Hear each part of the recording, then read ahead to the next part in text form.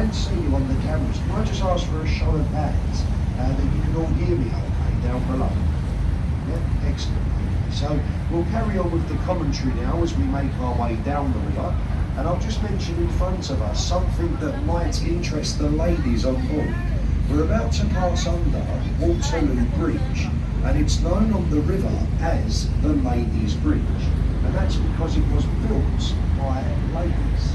You see, the bridge was built by the women of London during World War II, and that's when the men were away fighting. This is the longest bridge in London, and it spans the river a quarter of a mile. So well done to the girls. Waterloo Bridge, that's the Ladies' Bridge. And then all along to our right is a very popular part of London. This is called the South Bank. The South Bank is a riverside walkway, and it joins the London Eye to Tower Bridge. It will take you just over an hour to walk from one end to the other, and there are some very nice places to stop along the way. Lots of bars and restaurants, there's riverside pubs, street food, street entertainment. That's the South Bank of London. But at the moment we are getting pushed along the river with the outgoing ebb tide. The water level in London is dropping. The tide is going out to the North Sea, and that's 30 miles ahead of us. And the tide in London leaves for 7 hours. When it reaches low water, the tide turns, it floods back for 5 hours, and in that 5 hours, the water level, it will rise just over 7 metres. So very, very powerful tides. This might surprise some of you on the right-hand side, in the middle of London. If you look over to the right, you will see that we have one of the nicest golden tropical beaches in the world. So I'm not too sure where everybody's from. I can guarantee you have never seen a beach as nice as that one. Very popular during the summer, people go down there. Even today, look, there's people building sandcastles, sunbathing. Lovely when you see the little children paddling in the polluted river as well. It's all free of charge. It's a great day out for the kids that I highly recommend. It's the South Bank Riviera. And over to the left, coming into view, just look past the buildings, and now you'll see the dome and golden cross of St Paul's Cathedral. St Paul's Cathedral standing 365 feet high. That building took 35 years to construct, designed by Christopher Wren. As we get further down the river, you will again get a nice view of St Paul's, but it is impressive above the buildings. And directly to the left, there's a white building with a green sloped roof. That's the old City of London School for Boys, where the likes of Winston Churchill gained his early education. There's 4 statues across the front of that building, put there as inspiration to the boys. And those statues from left to right, they are Isaac Newton, William Shakespeare, Sir Francis Bacon, and David Beckham. Now, he's not really David Beckham, just making sure you listen. John Hughes. This is the Blackfriars Road Bridge, then we have the Blackfriars Railway Bridge. Left and right of the boat, you'll see the red columns. And the red columns are the remains of the first railway bridge in London. The top of the bridge became unsafe, and it was removed 40 years ago. The red columns could not be lifted. If they weren't pulled up, there was a good chance that the other bridges may have fallen. They were left for safety reasons. And through the bridge on the right-hand side, there's a brick building. It has a tall chimney, the Tate Modern Art Gallery, the largest modern art gallery in the world, and it's completely free to enter. If you have ever seen modern art, you'll know exactly why it's free to enter. And I found myself a true piece of art though to our left again, a lovely view of St Paul's. At the top of St Paul's there is an observation platform. You can go to the top and the views up there are just as good as the London Eye. Bear in mind there's no lift inside St Paul's, over 500 steps to get. And a bridge that you may recognise from one of the Harry Potter movies, the Millennium Footbridge. It has a nickname in London known as the Wibbly Wobbly Bridge. When it first opened, as people crossed over the bridge, it started to swing from side to side. It had to be closed down, re-strengthened, and it's now safe to walk. For any fans of Shakespeare, the round white building to the right, the replica to the Globe Theatre, opened in 1997, and inside the Globe they reenact Shakespeare's plays. They're all set traditionally. That is also the only building in London that has been allowed to be made from timber and thatch since the Great Fire of London in 1666. After the Great Fire of London, it was ruled that no buildings could be made of those materials as they caused the spread of the fire. And it took them 15 years to be granted planning permission. They had to change the law before anything could go ahead. Southwark Road Bridge ahead of us. This one was built to relieve congestion from the old London Bridge. Just before we go through the bridge, on the left, Vintners Place, the building with the columns on the outside. Any wine or port that goes on sale in the City of London will be taken to that building to be tried before going on. As we come through Southwark Bridge, a lovely riverside pub ahead of us on the right, the brick building with red window frames. It's called the Anchor. That pub dates back 400 years, built in 1650. And then we have Cannon Street Bridge. The station is to the left. The original part of the station are the two brick towers. Years ago there was a lovely glass roof in between. During World War II they thought it would be wise to take the roof off in fear of the building being bombed. So the roof was lifted and stored in a warehouse about 10 miles away in Kent. During the war that station was never bombed. The warehouse where the roof was stored, it got blown to pieces. Very unlucky, but that's why the modern section runs through here.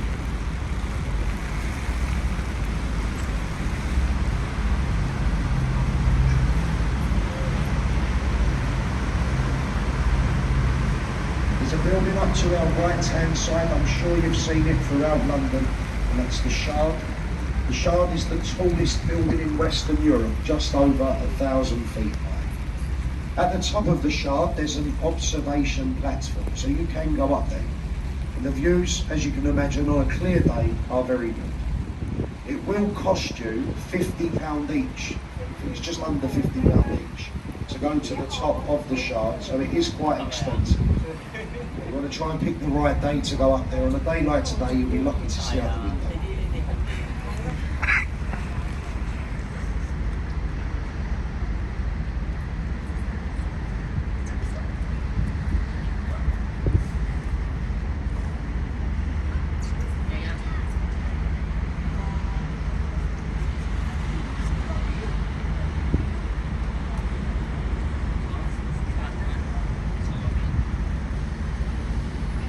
Just about to take you beneath the most historical river crossing over the Thames.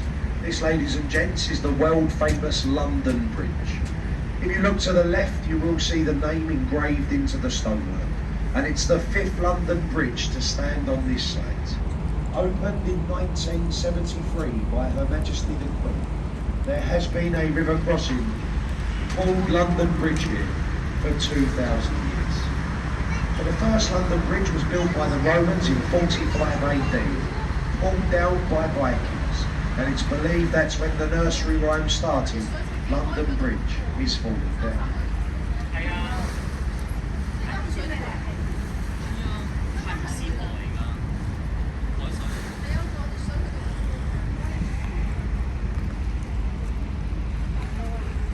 I mentioned to the right you can go to the top of the shard. I would recommend the building to our left-hand side. There's a glass building with a curved roof, and on top of that building you'll find the largest rooftop garden in the UK. Open to the public. To go to the top, it is free of charge, and it's 100 feet higher than the London Eye. It's called the Sky Garden. I've recently found out behind the Sky Garden there is another taller building. Also has a free observation platform on top, and that is called Horizon 22. Now Horizon 22 is fairly new and not many people know about it. So if you can't get a space up the Sky Garden, that might be worth looking into. Horizon 22. And in the river on the right we have the warship in London, the HMS Belfast. Built in the same shipyard as the Titanic, the Harland and Wolff shipyard, Belfast, Northern Ireland. She saw action all throughout World War II, permanently moored in London as a museum today. She bombed the beaches of Normandy during the D-Day landings, last firing those guns in conflict during the Korean War campaign. Permanently moored in London as a museum today. Great day out for the kids, especially when the weather's like this. So it takes about 3 hours to walk around and look properly on board that ship. And most of it, 90% of it, is inside. 9 decks to explore. It's the HMS Belfast.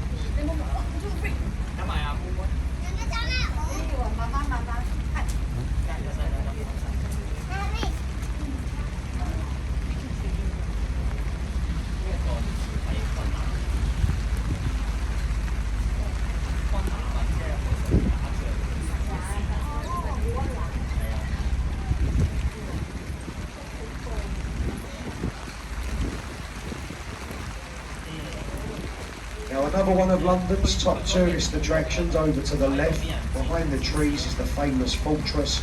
That's the castle, the Tower of London. It dates back nearly 1,000 years to 1078 in the reign of William the Conqueror. And throughout its life the tower's been used as many different things. Most famously known as a place of imprisonment, torture and execution. So behind the walls of that building there's a lot of gruesome history. If you haven't been inside, it should be on a list of things to do. Houses the crown jewels. And then we're about to go under Tower Bridge, the gateway to London. I'm sure you are aware that these centre parts of this bridge, the road levels, they lift, they open. That's to allow taller masted ships in and out of this part of the river. It used to open 100 times a week. Now we're lucky to see it lift maybe 5 or 6 times a week. And not a lot of people realise that you can go inside Tower Bridge. You can go into the engine rooms and you can go along the walkways at the top. It's called the Tower Bridge Experience. The walkways, so for those of you on the top deck, if you look up, you will notice that the walkways, a couple of years ago, they were fitted with glass floor. For those of you on the top deck, if you look up as we go through the bridge, you'll see people standing above your heads. Try not to look too closely. I told everybody to look up yesterday afternoon. We looked up and there was a Scottish wedding reception taking place. And believe me, it wasn't a pretty sight. Through the bridge though, and on our left now is our next stop. This is Tower Bridge Quay. And we're going to make our way alongside the pier. Folks, as we do this for your safety, we can kindly ask that you remain seated. And if I may, as I mentioned, I can see you all downstairs in the lower saloon. If I may, could I please ask for a show of hands if you are going down to Greenwich today? Is anyone for Greenwich on board? Yeah, a couple of people. Okay, excellent. So Greenwich is the next stop. If you are going to Greenwich, stay on this boat. If you are not going to Greenwich, you will need to change boats here. If you would like to return straight to Westminster, wait on the pier, and in approximately 10 minutes time, there will be another boat here to take you back upriver. a different boat for Westminster, only stay on board for Greenwich. Please make sure that you take your belongings with you. Double check you have your bags, your cameras, your phones, your wallets. If you have brought them, please take your children. Okay? Not just your favourite ones, take them all. Make sure you've got everything and everyone. And lastly, I'd like to thank you for your very kind attention. As we mentioned, on these boats we are the crew. We do these commentaries to hopefully make it more interesting along the way, and hopefully I've succeeded in that today. Because the commentaries are done by us, we do have an old tradition. When you leave the boat at the exit gate, I am there to help you off. At the gate next to me, you will see a small silver champagne ice bucket, and that is our little tip bucket. If you've understood and enjoyed the commentary along the way and would like to drop a couple of bob into our bucket as you leave, that is greatly appreciated by the crew. If you're not too sure what a couple of bob is, for your convenience, we accept 5, 10, 20 and £50 notes if you've really had a good time. Now, all joking aside, ladies and gents, whatever the outcome, thank you for listening. I really do hope you enjoyed it. Have a lovely time whilst you're here in London. Be very careful stepping off the boat. And thank you for using our river. Hopefully, you'll come back and see us again. But take care. All the very best. Thank you.